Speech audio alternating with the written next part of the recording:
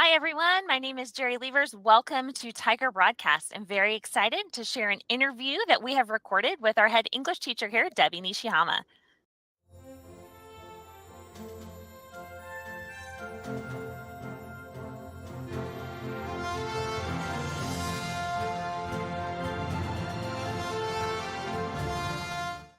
All right. Welcome everyone to the Tiger Broadcast. My name is Jerri Levers. I'm the head of your English department here at Connecting Waters Charter Schools. You've already heard from me a couple times this year, so I thought I would introduce Debbie Nishihama. She is our lead English teacher here at Connecting Waters Charter Schools. She is a wealth of information and so excited to talk to you today about writing and about her journey to come here to Connecting Waters. So, Debbie. Yes, thank you so much, Jerry.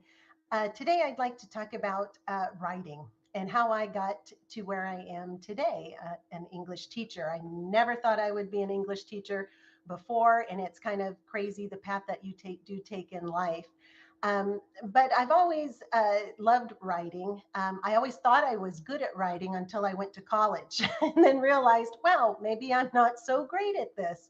And I truly believe with the saying that good writers aren't born, they are created. And that is certainly the case, my case, because I thought I was great. When I started college, I was an older student. I was in my late 20s when I began college. And my first experience with a paper kind of threw me because it had been a long time since high school. And, after the earth cooled, dinosaurs roamed, then I graduated from high school. It was that sort of thing. So it wasn't something that I was up to date on. The internet was relatively new at that time. So finding information, it was good, but not great, not as it is today. And so with my first paper, I think that the title was Canada, Our Friendly Neighbors to the North. And I knew nothing. It was a great title, I thought, but I didn't know about formatting, citing your evidence. I didn't know how to properly cite my evidence. And so it was a journey. I even thought, hey, I like color. Jerry, I love color. And so I actually put pics, art clips, in my first paper that I turned in, which, of course, unless you're dealing with graphs or some type of information like that, really isn't appropriate. But I figured that out later. It wasn't, it, My next experience like that was actually when I started doing my undergraduate work. And I had a sociology professor, and she was very hardcore. She was a sociologist, very intelligent, great at research. And at first, I was kind of intimidated, but I thought, you know what, I'm pretty solid. By that time, I had turned in, a few papers here and there, and I thought, okay, I can handle this. And I was wrong, of course. I spent a lot of time on my research paper, and poured over it, cried over it, prayed over it, the whole gambit there. And by the time I was done, it was like, oh, it was my magnum opus. There were glittered unicorns jumping on rainbows. I mean, I thought, wow, this is like the best thing I've ever written. I will probably receive a Pulitzer for this writing because it's really outstanding. And sometimes you do fall in love with your own writing. I know that's a real thing. And you're like, oh my gosh, this is so great. Everyone's going to love it. And woohoo, I'm going to get an A for sure. And I think a lot of students have that same experience where they think, okay, this is good stuff. I've got it all down. And they turn it in, and maybe it's not so great. And that was my experience. I waited, with bated breath, waiting for the return of my research paper. And as she was handing them out, I was holding my head high, thinking this is going to be great. And it wasn't. All I could see was red, red, red, red, red, red. And it wasn't blood, it was red from a red pen. And I was shocked. I was shocked, absolutely shocked. And so I was embarrassed and I kind of looked around the room, is anybody else seeing this on my paper? But then I noticed everybody else's paper was just as red as could be. And no one actually received a grade on that research paper. And so it was a hard blow, but she didn't leave us hanging there like, you just all failed. You're not writers. It was more of, I'm going to break you all down to build you up even better, stronger, the $6 million writer. And that's exactly what she did. After I got over the embarrassment, I mean, I was holding my breath. I started to choke, realized, okay, everybody else is in the same boat. We're sinking, but that's okay. And she took her time to really show us how a research paper should be written. And it's not about your opinion. They don't want to know your opinion. What you're doing is you're taking information from people that really know the subject in their field, and then you're synthesizing that together to form a clear, coherent essay. And yeah, my flowery language wasn't appropriate. Everything that I thought was great wasn't. The only thing that she did like was my actual research. And so it was a tough blow, but it was the best thing that could have happened to me, because over the course of that semester, I learned so much about writing a research paper. And this is, in the field of sociology. So you're using APA, the American Psychological Association type of formatting, not MLA, the Modern Language Association. So I wasn't even well versed on the MLA, let alone the APA. So she taught us how to do everything, which she probably thought, wow, we're upper division, but it was a private university.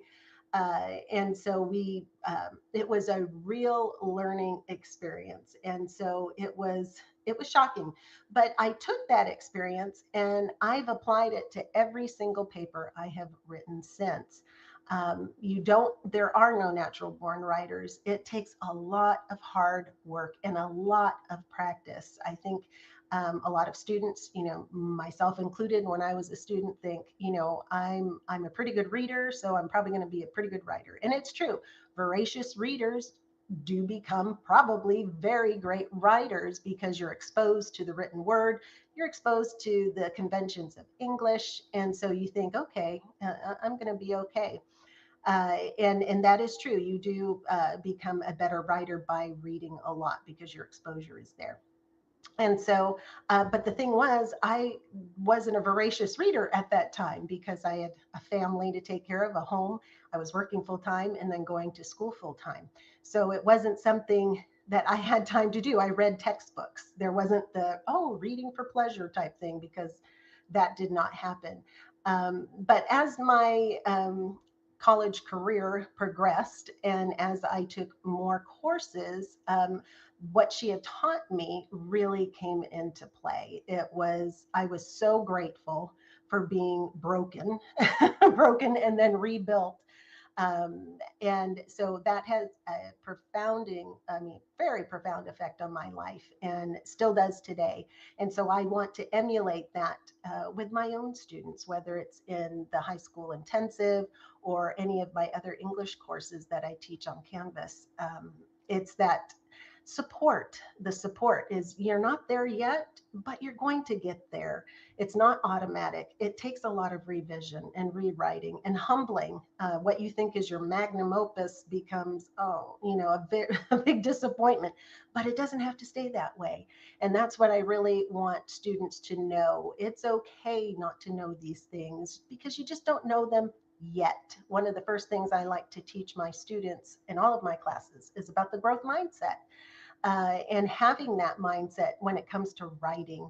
Maybe right now you're not a great writer, but you're going to get there. If you put the work in, you put the time in, it's something that can happen for you, but it takes a lot of hard work. So that's kind of been my writing journey, my journey into becoming a teacher, and becoming an English teacher more specifically. So it's been a great journey for me, and I don't see an end in sight right now, and that's the way I like it. I think it's a lifelong process, and it really does come down to a lot of hard work and a lot of practice, and that's why I do it, and that's why I love it. So, Debbie, just quickly, why is it worth all the hard work? Like, why go through all that to become a better writer? Like, what's the benefit? Yes. Well, see, writing is one of those subjects and skills really that goes across the curriculum. You need to know how to do it in history. You do it in math because now you have to explain how you got your answer, how you arrived at the answer, and people need to understand what you have written. It goes beyond the classroom. It goes beyond high school and college because you're going to write the rest of your life. Will you be writing essays for the rest of your life? I don't know, might, but most people don't. But you are writing, whether it's a memo or an email, where you have to express yourself in which people will, in a way, people will understand. So yes, that's probably the benefit of learning how to become a better writer and incorporating all those skills and tools into your writing is because it's across the curriculum and it's something you will use for the rest of your life. And communicating with others is key. And whether that's giving a speech that you've written, or just turning in an essay, or talking to your boss, asking your boss for a raise. I remember doing that too, and I wrote it all out. The reasons this is why I really deserve a raise. So it's something, it's a skill that you have and you will need for the rest of your life. So it's important to work on that now and try to improve upon it now. Don't wait and say, oh, I'll learn it later, because you will use it for the rest of your life. And the younger you start, the further you'll grow. That's right. That's exactly right. And that's why getting the students interested in writing and developing a love for writing. I know most students really love the narrative because they get to be creative. And so I always include narratives along with, of course, argumentative, persuasive, and informative, all the other genres. But students really grasp onto that narrative because it's very expressive. And so, yes, it is. It's a really great thing. Yes. And I always tell parents, if you don't keep anything else, keep your students writing because it's so fun to watch them grow from the time they're very little to the time they're older and watch how their little brains just grow and change. I just love it so much. Absolutely. It is. It's a neat process to watch, keeping a journal.